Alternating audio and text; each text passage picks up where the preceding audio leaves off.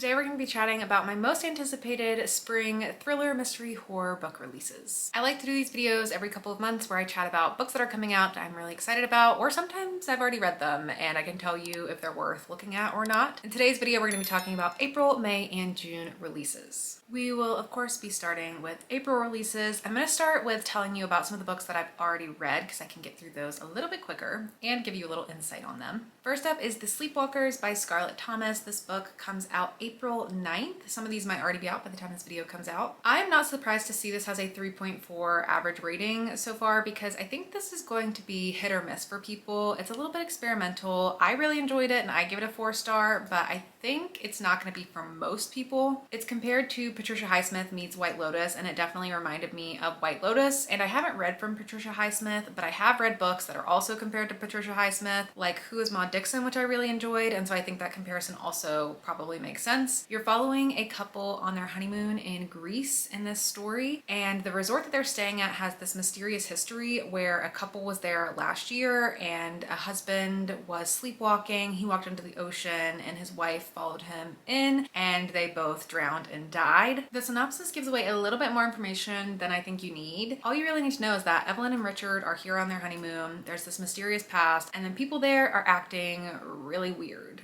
It's written in an epistolary format. You are reading letters that have been found and documents, and sometimes there's pieces of them missing. And I really like the way the mystery reveals itself as you're piecing together the history of what happened to this couple while they were here on their honeymoon. It's not all just spoon-fed to you. It's like you are sort of piecing some of it together and making some interpretations on your own, which I thought was really fun. I think this would be good if you like those kinds of experimental, slow burn stories. If you're looking for just a fast-paced commercial type of thriller, this is not that, so just know it's like a little bit weird and different. Cold to the Touch by Carrie Hakoda is technically one that I DNF'd. This is an Alaskan detective thriller where there are murders that are happening and a detective is trying to solve the mystery. This one also comes out on April 9th. I did not particularly enjoy the writing style of this one. It felt a little bit rough drafty to me. It didn't feel like fully formed, so I ended up DNFing it. But the average rating right now is a 4.07, which is nice. So if this sounds interesting to you, maybe check it out. Also, it definitely reminded me of the latest season of True Detective that was set in Alaska, so if you liked that vibe, this definitely has a very similar vibe. While We Were Burning by Sarah Kofi was unfortunately a 2-star for me, but I liked the concept of it. It is Parasite meets Such a Fun Age, which I think are two good comp titles for this book, and you're following two main characters. You have Elizabeth, who is this wealthy white woman living in the Memphis suburbs, and then you have Brianna, who is hired to be her assistant, and it turns out that Brianna has this sort of connection to Elizabeth where Brianna's young black son was murdered in Elizabeth's neighborhood, and someone in Elizabeth's neighborhood called the cops on him that day. So she is looking to get close to Elizabeth to try to uncover what happened to her son, but Elizabeth has no idea, but you as the reader know that. So I really like the tension that set up in the story and just the themes that it was going to be covering and the way it all played out. I think the writing style was good. It was an interesting story. It was just the ending didn't go in the direction that I personally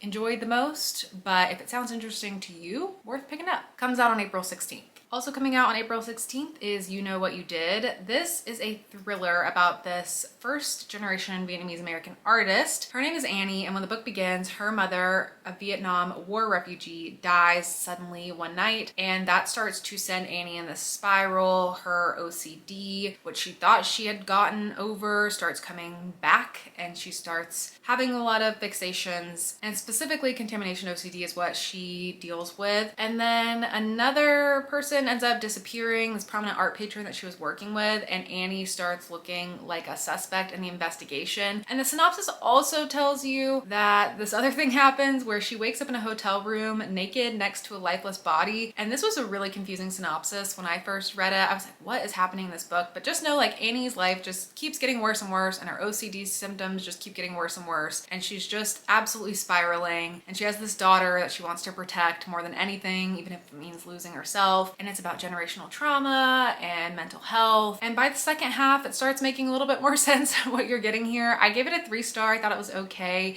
If it sounds interesting to you, definitely check it out. Now for some books that I have not read yet, but I want to. This one comes out on April 16th. It is a translation. It originally was published in April of 2017. This is a Japanese thriller called Butter, a novel of food and murder. And it's about a female gourmet cook and serial killer and the journalist intent on cracking her case, inspired by a true story. I don't know anything about the true story behind this, but that intrigues me. There are two things that I can simply not tolerate: feminists and margarine. Gourmet cook Manako Kaji sits in Tokyo Detention Center, convicted of the serial murders of lonely businessmen who she is said to have seduced with her delicious home cooking.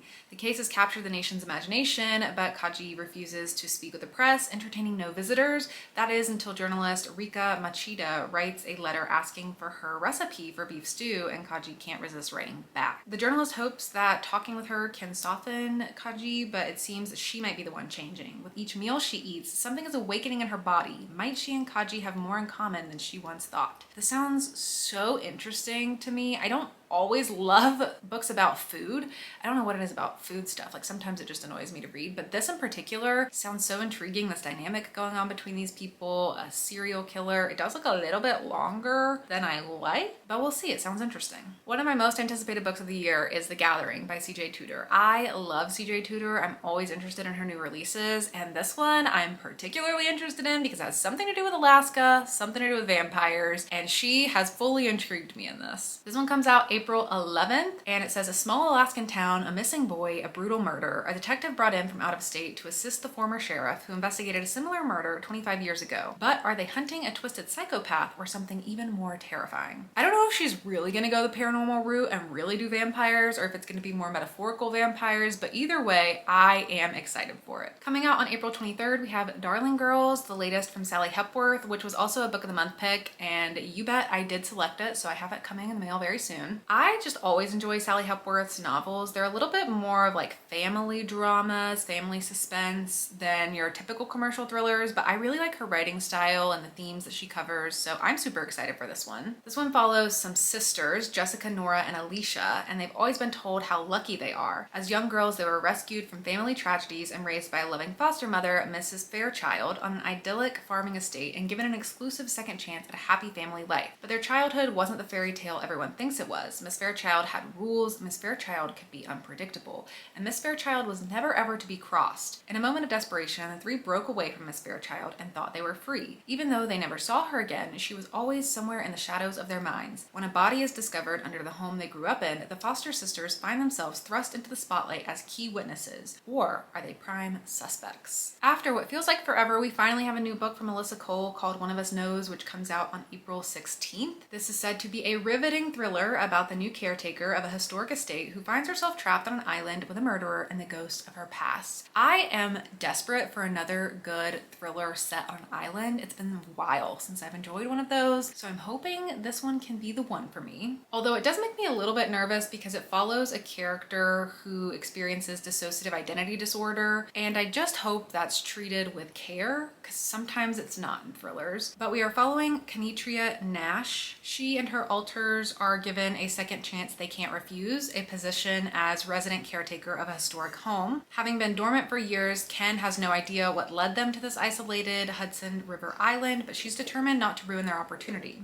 Then a surprise visit from the home's conservation trust disrupts her newfound life, leaving Ken trapped with a group of possibly dangerous strangers, including the man who brought her life tumbling down years earlier. When he turns up dead, Ken is the prime suspect. I did enjoy When No One Is Watching from Melissa Cole, so I'm excited to see whatever she has next. Next up, I have One of You by Erin E. Adams. This is supposed to be coming out April 23rd, 2024, but I'm also seeing expected publication April 1st, 2025.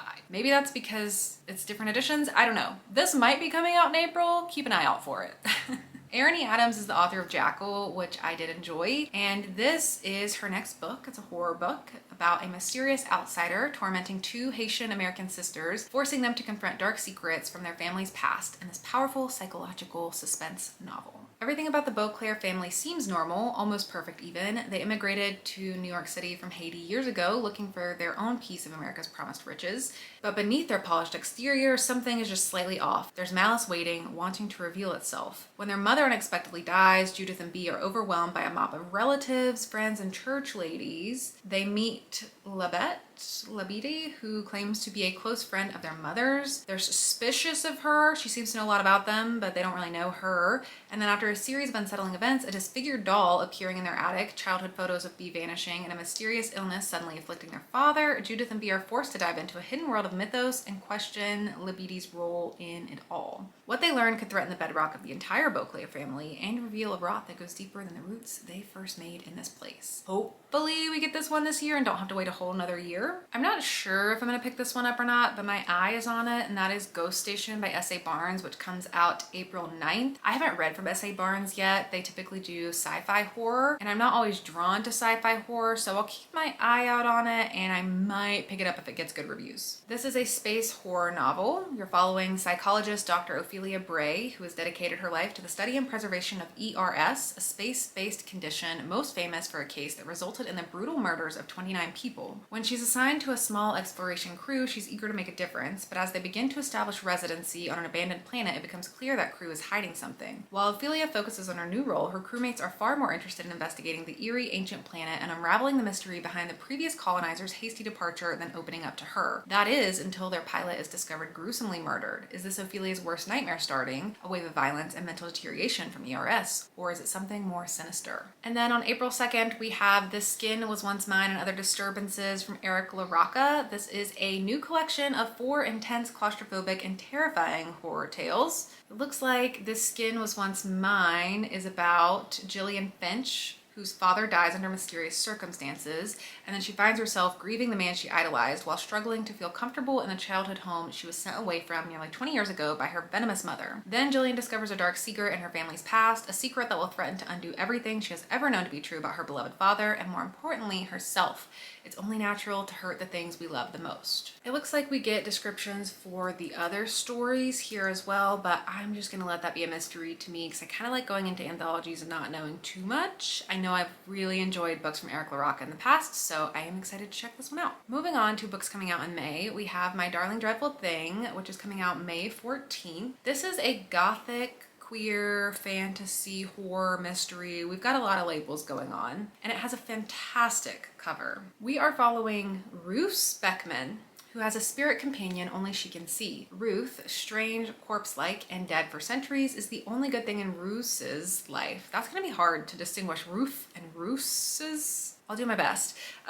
Which is filled with sordid backroom seances organized by her mother. That is until wealthy young widow Agnes Knoop attends one of these seances and asks Ruth to come live with her at the crumbling estate she inherited upon the death of her husband. The manor is unsettling, but the attraction between Ruth and Agnes is palpable, so how does someone end up dead? Ruth is caught red-handed, but she claims a spirit is the culprit. Dr. Montague, a psychologist tasked with finding out whether Ruth can be considered mentally fit to stand trial, suspects she's created an elaborate fantasy to protect her from what really happened. But Ruth knows spirits are real, and she's loved one of them. She'll have to prove her innocence and her sanity or lose everything. We have a new anthology from Stephen King coming out on May 21st. It's going to be a little over 500 pages, and it says it's going to be 12 short stories, many never published before, and some of his best ever. We'll see about that.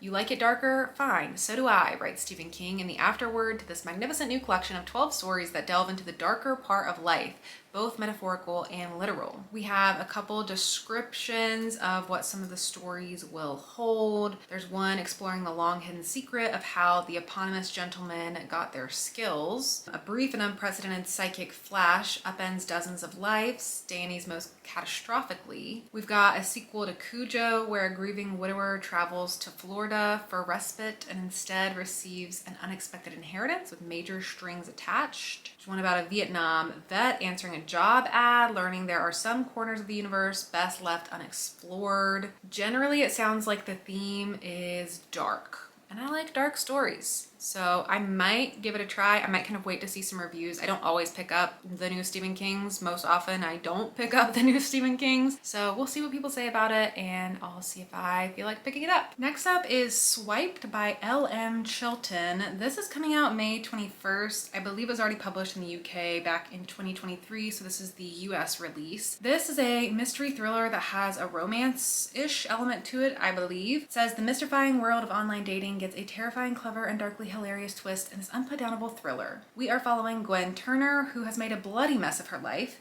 She recently broke up with the best man she's ever known for reasons even she can't admit to herself, and quit a lucrative job to open her own coffee shop. To top it all off, her best friend is getting married and leaving her behind in singlehood. Along with too much cheap wine and bad reality TV, Gwen turns to a dating app to help fill the void in her life. Swiping through the few eligible bachelors left in town, she spends her evenings out on one disastrous date after another. But when a string of murders suddenly occurs in her small coastal English city, she's shocked by the connection between each of the victims. They've all been on a date with her. Before she knows what's happening, Gwen finds herself the main suspect in a serial killer's murderous spree, and the only way she can clear her name is to track down her former dates, even those that have ghosted her, and unmask a killer before it's too late. This is the problem with being someone who has all of these ideas and ambitions to write books but then doesn't, is I once started a novel, like writing one, that had this same concept.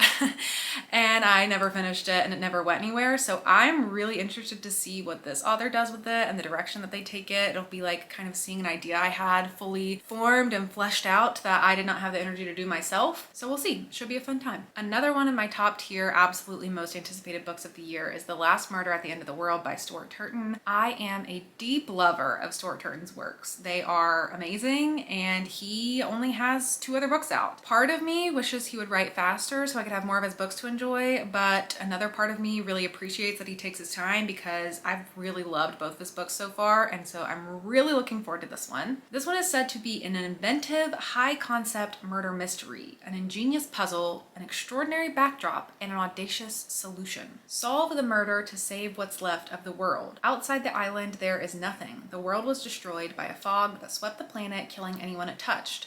On the island, it is idyllic. 122 villagers and 3 scientists living in peaceful harmony. The villagers are content to fish, farm, and feast, to obey their nightly curfew, to do what they're told by the scientists. Until, to the horror of the islanders, one of their beloved scientists is found brutally stabbed to death, and then they learn that the murder has triggered a lowering of the security system around the island, the only thing that was keeping the fog at bay. If the murder isn't solved within 107 hours, the fog will smother the island and everyone on it. But the security system has also wiped everyone's memories of exactly what happened the night before, which means that someone on the island is a murderer and they don't even know it, and the clock is ticking. This comes out March 28th. I've had this pre-ordered forever. I absolutely cannot wait for it. We also have a new Ruth Ware coming in May. Comes out on May 21st. It's called One Perfect Couple. And in this one, we follow 5 couples trapped on a storm-swept island as a killer stalks among them. So maybe I've got multiple chances this season to get a new island thriller I really love. Hopefully at least one of these works out for me. In this one, we are following Lila, who is in a bit of a rut. Her postdoctoral research has fizzled out. She's pretty sure they won't extend her contract, and things with her boyfriend Nico, an aspiring actor, aren't going great. When the opportunity arises for Nico to join the cast of a new reality TV show, The Perfect Couple, she decides to try out with him. A whirlwind audition process later, Lila finds herself whisked off to a tropical paradise with Nico, boating through the Indian Ocean towards Ever After Island, where the 2 of them will compete against 4 other couples in order to win a cash prize. But not long after they arrive, things start to go wrong. After the first challenge leaves everyone rattled and angry, an overnight storm takes matters from bad to worse. Cut off from the mainland, deprived of their phones, and unable to contact the crew that brought them there, the group must band together for survival. As tensions run high and fresh water runs low, Lila finds that this game show is all too real and the stakes are life or death. Next is The Ministry of Time, which comes out May 7th, and this one has a lot of different descriptors to it. It's not just a thriller. It's got a lot of things going on. It says it's a time travel romance, a speculative spy thriller, a workplace comedy, and an ingeniously constructed exploration of the nature of truth and power and the potential for love to change it. Welcome to The Ministry of Time, the exhilarating debut novel by Kellyanne Bradley. I really like when books can do a lot of different things and it comes together really impactfully. I'm hoping this is one of those and that it doesn't just feel like a lot of different disparate things going on. But it says, in the near future, a civil servant is offered the salary of her dreams and is shortly afterward told what project she'll be working on. A recently established government ministry is gathering expats from across history to establish whether time travel is feasible for the body, but also for the fabric of space-time. She is tasked with working as a bridge, living with, assisting, and monitoring the expat known as 1847 or Commander Graham Gore. As far as history is concerned, Commander Gore died on Sir John Franklin's doomed 1845 expedition to the Arctic, so he's a little disoriented to be living with an unmarried woman who regularly shows her calves, surrounded by outlandish concepts such as a washing machine, Spotify, and the collapse of the British Empire. But he adjusts quickly. He is, after all, an explorer by trade. Soon, what the Bridge initially thought would be, at best, a seriously uncomfortable housemate dynamic evolves into something much more. Over the course of an unprecedented year, Gore and the Bridge fall haphazardly, fervently in love with consequences they never could have imagined. Supported by a chaotic and charming cast of characters, including a 17th century cinephile who can't get enough of Tinder, a painfully shy World War I captain, and a former spy with an ever-changing series of cosmetic surgery alterations and a belligerent attitude to HR, the Bridge will be forced to confront the past that shaped her choices and the choices that will shape the future. I don't know what the thriller aspect in this is necessarily going to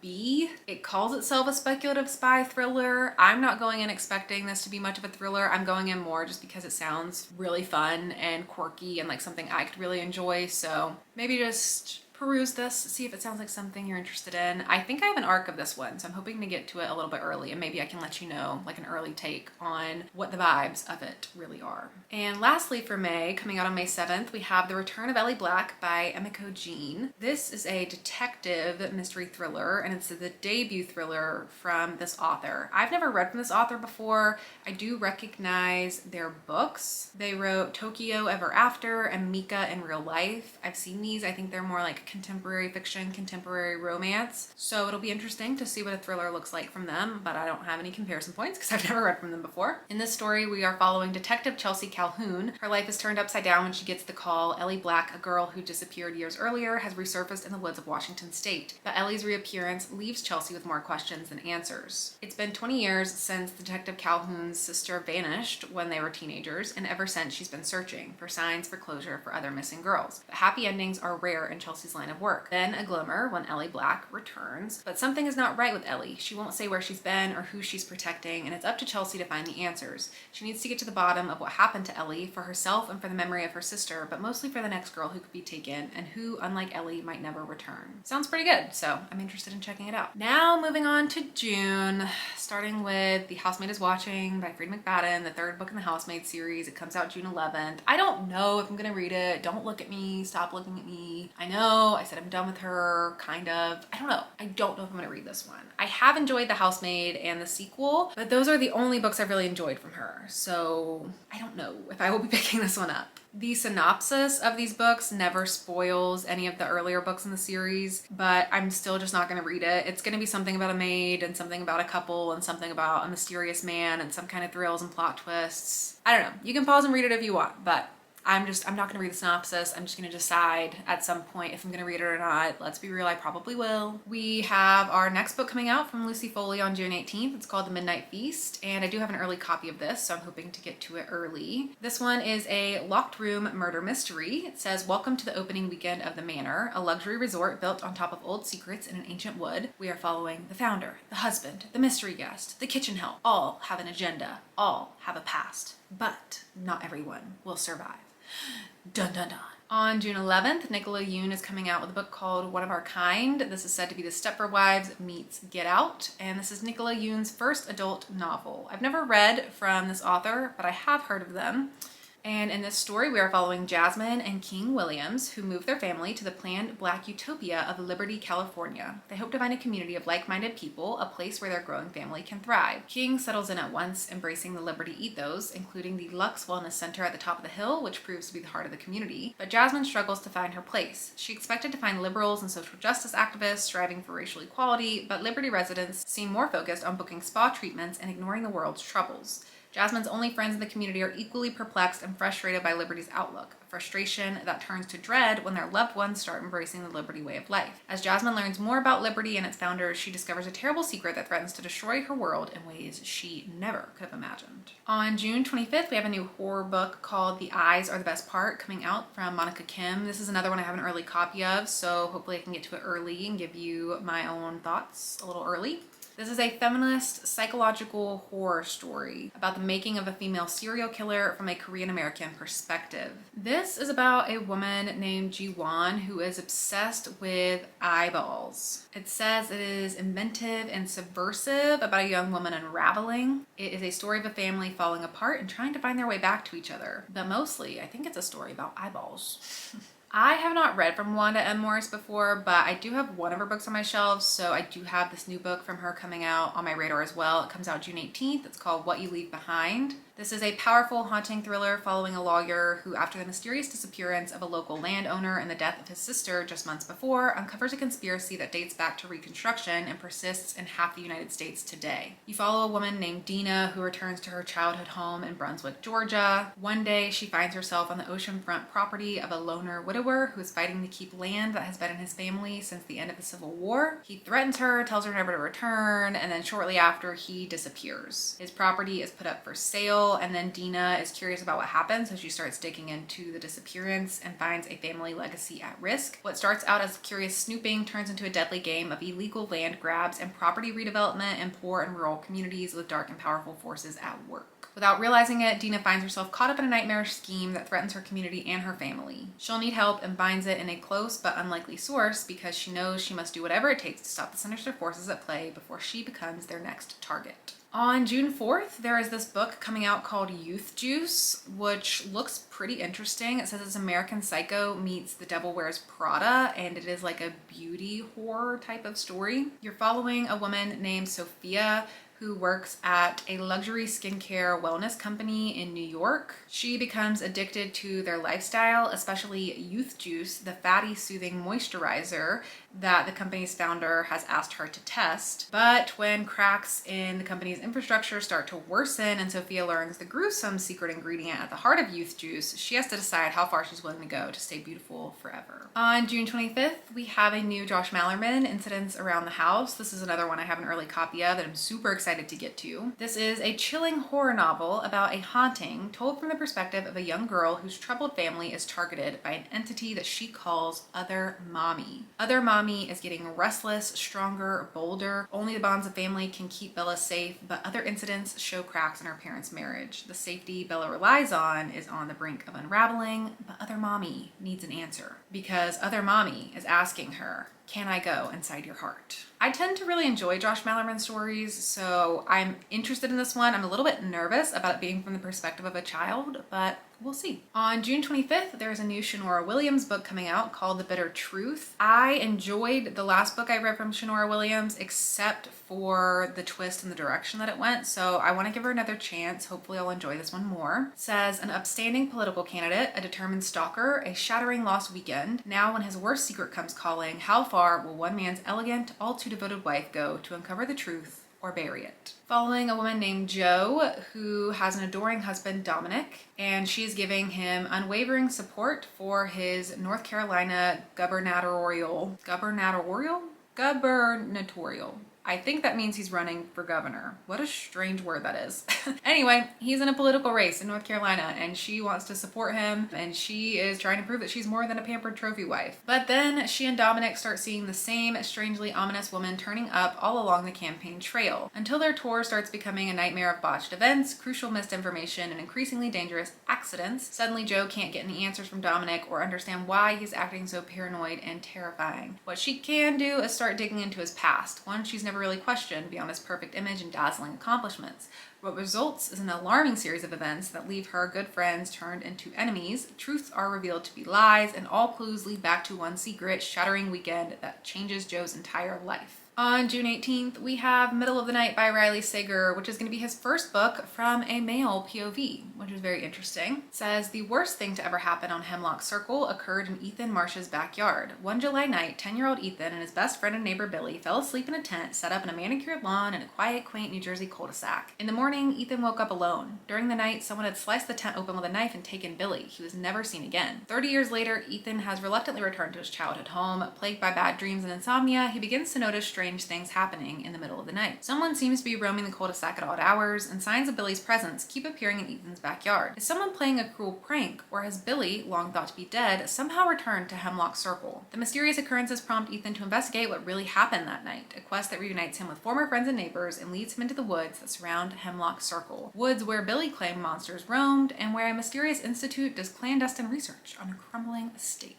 This one doesn't sound like the most interesting premise to me, but I'm always interested in seeing what Riley Sager is doing next, so I will definitely be picking it up. Coming out on June 18th from Tor, we have a short story collection from Ananda Lima called Craft: Stories I Wrote for the Devil, and the publisher actually sent me a physical copy of this one, so I definitely will be reading it soon. It's really short, it's less than 200 pages, and I was just fully pulled in by the title and the cover on this one. It just sounded really interesting. It says, at a Halloween party in 1999, a writer slept with the devil. She sees him again and again throughout her life and writes stories for him about things both impossible and true. Stories I Wrote for the Devil lures readers into surreal pockets of the United States and Brazil, where they'll find bite-sized Americans in vending machines and the ghosts of living people. Ananda Lima speaks to modern Brazilian American immigrant experiences of ambition, fear, longing, and belonging, and reveals the porousness of storytelling and of the places we call home. And then finally, coming out on June 11th is the new Paul Tremblay called Horror Movie, which I'm so excited for. It says, a chilling twist on the cursed film genre. In June 1993, a group of young guerrilla filmmakers spent 4 weeks making Horror Movie, a notorious, disturbing art house horror flick.